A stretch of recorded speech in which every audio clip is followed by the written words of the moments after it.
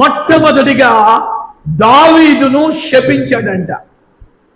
చెప్పాలి, దావీదును శపించాడంట. చూడండి, కారణము లేకుండా నిష్కారణముగా, అసలుకి షిమి అనేవాడికి దావీదుకి ఏం గొడవ లేదు. షిమి అనేవాడికి దావీదుకి ఎలాంటి ఇబ్బంది లేదు, ప్రాబ్లమ్స్ ఏమి లేవు.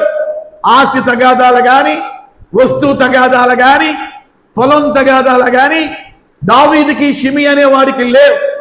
నిష్కారణంగా, ఆ మాట గట్టిగా పలకండి, నిష్కారణంగానండి.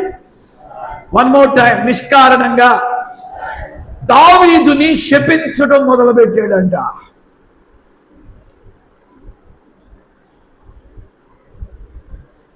నిష్కారణంగా మిమ్మల్ని ఎవరైనా శపిస్తున్నారా?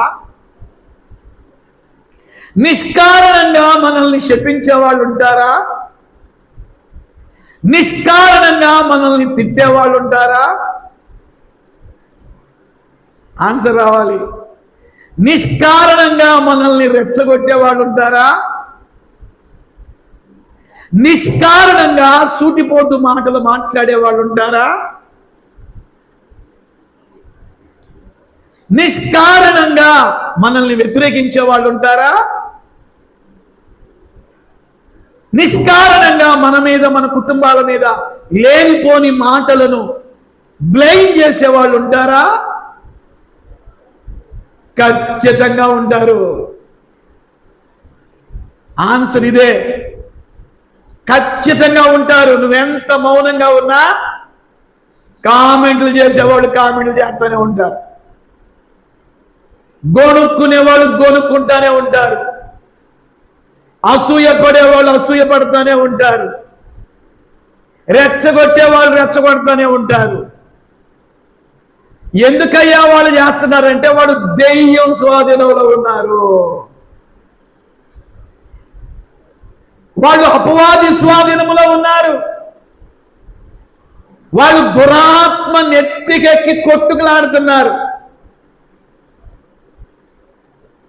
కాబట్టి నిన్ను నిష్కారణంగా కామెంట్లు చేస్తారు, నిన్ను నిష్కారణంగా నిందిస్తారు, నిన్ను నిష్కారణంగా రెచ్చగొట్టే మాటలు అంటారు. కుక్కల పేర్లు చెప్పి, కోడి పేర్లు చెప్పి, రకరకాలుగా వాళ్ళ పని ఏంటంటే నిన్ను టార్గెట్ చేస్తారు. నువ్వెంత మౌనంగా ఉన్నా, నువ్వెంత అణుకుగా ఉన్నా, సంగమా వింటున్నారా? నువ్వు ఎంత వాక్యానికి లోబడ్డా, నువ్వెంత మంచి సాక్ష్యాన్ని కాపాడుకుంటున్నా రెచ్చగొట్టే వాళ్ళు రెచ్చగొడుతూనే ఉంటారు. కామెంట్లు చేసేవాళ్ళు కామెంట్లు చేస్తారు. నిన్ను టార్గెట్ చేసేవాళ్ళు టార్గెట్ చేస్తూ ఉంటారు. నిన్నైనా, నీ భర్తనైనా, నీ పిల్లలనైనా. వాళ్ళ పని ఏంటంటే రెచ్చగొట్టడం, వాళ్ళ పని ఏంటంటే కామెంట్లు చేయటం, వాళ్ళ పని ఏంటంటే నిన్ను నెమ్మదిగా ఉండనివ్వరు వాళ్ళు. మొన్న ఒక దినాన ఒక చెల్లి అంటుంది, అన్నయ్య నేను ఎంత మౌనంగా ఉన్నా అంటున్నారు అన్నయ్య, నేను ఎంత సైలెంట్గా ఉన్నా రెచ్చగొడుతున్నారు అన్నయ్య, నేను ఎంత మౌనం ప్రభువుని బట్టి. ఒకప్పుడు నేను దేవునిలో లేనప్పుడు నేనంటే భయపడేవాడు. దేవుని దగ్గరకు రాకముందు నేనంటే అస్సలకి నోరెత్తేవాడు కాదు అన్నయ్య. ఇప్పుడు దేవుని దగ్గరికి వస్తున్న తర్వాత కావాలనే రెచ్చగొడుతున్నారు, కావాలనే సుడిపడి మాట్లాడుతున్నారు, కావాలనే కామెంట్లు చేస్తున్నారు. ఎలా అన్నయ్యా, ఎలా అన్నయ్యా, ఎలా అన్నయ్యా? నేనన్నాను, వాళ్ళు రెచ్చగొడుతున్నారని నువ్వు రెచ్చగొట్టే మాటలు మాట్లాడితే వాళ్ళు నిన్ను కామెంట్లు చేస్తున్నారని నువ్వు కూడా కామెంట్లు చేస్తా ఉంటే వాళ్ళకి నీకు తేడా? చెప్పాలి చెప్పాలి చెప్పాలి. వాళ్ళకి నీకు తేడా? చెప్పండి, వాళ్ళకి నీకు తేడా? వాళ్ళకి మనకి తేడా? వాళ్ళు అపవాది స్వాధీనములో ఉన్నారు. చెప్పాను కదా, దెయ్యము నెత్తినెక్కి నాట్యం చేస్తుంది, దెయ్యము నెత్తినెక్కి చిందులేస్తుంది. అందుకే నీలో ఉన్నటువంటి దేవుని ఆత్మను చూసి నిన్ను ఎలాగైనా గలిబిలి చేయాలని, నిన్ను ఎలాగైనా టెంప్ట్ చేయాలని, నిన్ను ఎలాగైనా బూతులాడించాలని, నిన్ను ఎలాగైనా గొడవాడించాలని, నిన్ను ఎలాగైనా చేయి చేసుకున్నట్టు చేయాలని నిన్ను ఎలాగైనా రా చూసుకుందాంరా అనేటట్టుగా మాట్లాడించాలని దెయ్యం ఏం చేసిద్దంటే ఆ పక్కన్న వాళ్ళ మీద నాట్యం ఆడతా చిందులేస్తా నిన్ను రెచ్చగొడతా ఉండిద్ది దెయ్యం.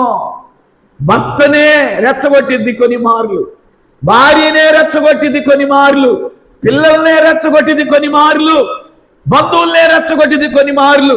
సైతాన్ గారి పని ఏంటంటే నిన్ను ఎలాగైనా గలిబిలి చేయాలని. ఇప్పుడు దావీదు పట్ల కూడా సైతాన్ గారు ఏం చేశాడంటే దావీదుని నెమ్మదిగా ఉంచకూడదు, దావీదుని సమాధానంగా ఉంచకూడదు. దావీదు ఆశీర్వాదం చూసి అసూయతో రగిలే వాళ్ళు కూడా కొంతమంది ఉన్నారు.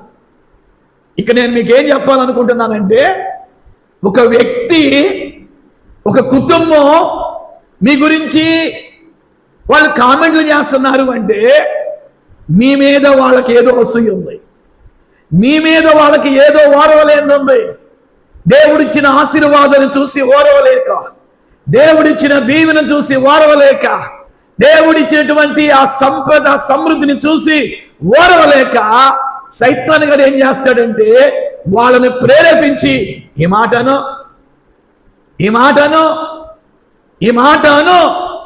వాళ్ళని కామెంట్ చేయని వాడు ప్రేరేపిస్తాడు. పిల్లలు అలాంటి సమయంలో మనము వాళ్ళకిలాగా మనం కూడా చీఫ్గా బిహేవ్ చేస్తే వాళ్ళకి తేడా లేదు, మనకి తేడా లేదు. సంఘముతో ఆత్మ చెప్పుచున్న మాట చెవి కలిగిన వాడు వినుగాక. వాళ్ళకిలాగా మనం మాట్లాడవచ్చు, వాళ్ళకిలాగా మనం తిరగబడవచ్చు, వాళ్ళకిలాగా మనం కూడా ఫైట్ చేయొచ్చు. కానీ మన రాజమార్గం మన రాజమార్గం ప్రియులారా, వాళ్ళకి మనకి వ్యత్యాసం ఉంది. దావీదు రాజు అయ్యుండి కూడా ఎందుకు మౌనంగా ఉన్నాడు? మీరు సమూయేలు 2వ గ్రంథం 16వ అధ్యాయం చదివితే శక్తి లేక కాదు, వినాలి, బలము లేక కాదు.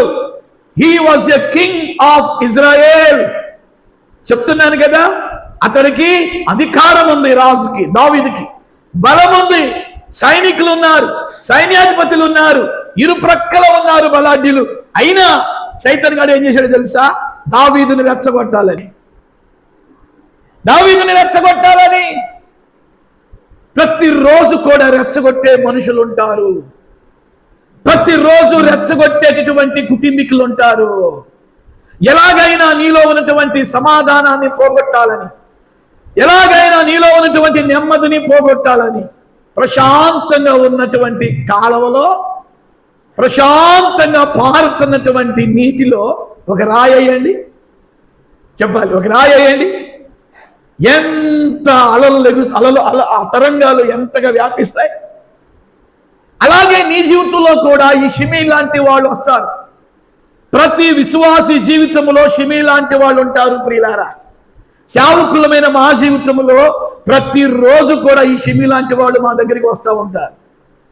షిమీ లాంటి వాళ్ళు మన ఇళ్ల ముందు ఉంటారు, షిమీ లాంటి వాళ్ళు మన బంధువుల్లో ఉంటారు, షిమీ లాంటి వాళ్ళు మన వ్యాపారం చేసే స్థలంలో ఉంటారు, షిమీ లాంటి వాళ్ళు పిల్లగా మీరు చదువుకునే స్థలాల్లో ఉంటారు, షిమీ లాంటి వాళ్ళు మీరు ఉద్యోగం చేసే స్థలాల్లో ఉంటారు. ప్రతి సందర్భంలో ఈ షిమీ గాడి లాంటి వాళ్ళు బ్యాచ్ ఉండింది పిల్లారా. ఈ షిమీ లాంటి వాళ్ళు మంచి వాళ్ళతో సహవాసం చేయరు. ఈ షిమీ లాంటి వాళ్ళు గూడు పుట్టాని బ్యాచ్ అనమాట. ఇదంతా కూడా ఈ బ్యాచ్ ఎప్పుడు ఒకరి గురించి చెప్పుకోవటమే, ఒకరి గురించి గాసిప్స్ మాట్లాడుకోవటమే. ఖచ్చితంగా వాళ్ళకి క్యాన్సర్ గుండ్లు వస్తాయి. యేసు రక్తమే జయం, హల్లెలూయా. ఎందుకంటే గాసిప్స్ అనేది దేవుడు అంగీకరించడు ప్రియులారా. ఆళ్ళట్ట ఈళ్ళిట్ట ఆళ్ళట్ట ఒకరోజు ఆ నాలుగు ఖచ్చితంగా పడిపోయింది. మనం దేవుని పిల్లలం కాబట్టి మనం అలాగ మాట్లాడటానికి వీల్లేదు. బైబిల్ చెప్తుంది షిమీ అనేటటువంటి వాడు దావీదును శపించాడంట. ఎంతమంది లేరండి షిమీ లాంటి వాడు మన బంధువులో? ఎంతమంది లేరు షిమీ లాంటి వాడు మన కుటుంబాల్లో? ఎంతమంది లేరు షిమీ లాంటి వాళ్ళు మన రక్త సంబంధికుల్లో? ఊరికనే శాపాలు పెట్టడం, పొద్దున్నే లెగిస్తే రాత్రి పండుకునే వరకు వాళ్ళిట్ట వీళ్ళిట్ట, వాళ్ళు ఎలా అవ్వాలి, వీళ్ళు ఎలా అవ్వాలి, ఆ కుటుంబానికి ఎలా జరగాలి, ఈ కుటుంబానికి ఎలా జరగాలి అని శాపనార్థాలు పెట్టేటటువంటి కుటుంబాలు ఉన్నాయి. బైబిల్ చెప్తుంది నువ్వు దేవునిలో గట్టిగా భక్తి చేస్తే ఆ గట్టి భక్తి ఏ శాపాలు నీకు తగలకుండా చేసింది. చప్పటి కొట్టండి గట్టిగా, చెప్పాలి గట్టిగా. దేవునికి స్తోత్రం. హల్లెలూయా, హల్లెలూయా, హల్లెలూయా. పిల్లరా,